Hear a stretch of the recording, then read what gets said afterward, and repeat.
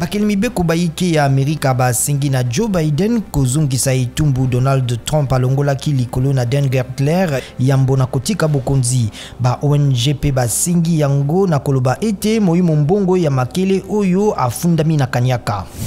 Inspecteur général ya finance apesi mikolo mitano na questeur ya Sénat molandi waye Mosimbili Benga pe na comptable wa Yambo kolimbola ndenge koleka 107 milliards ya ba francs congolais esalemelaki wuto janvier 2019 kinosuka ya 2020. Bureau définitif ekambama na Alexis Tambo Mwamba eboyaki buluki bosalama pona misolo koleka million misato ya ba dollars ememamaki na ndako ya mokambi ya Sénat esi ezongisamaki na libenga ya Sénat.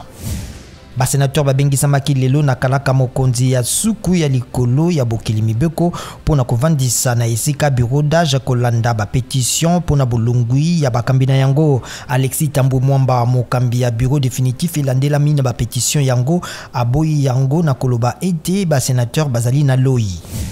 Mbulamatari ya Joe Biden ebakisi mibu mitano na boyokani na Russie pona kokitisa motango ya bibundeli ya nucléaire. Nzokande matata mazali na bikolo mibale pona bokangami ya opposant russe Alexei Navalny na Moscou.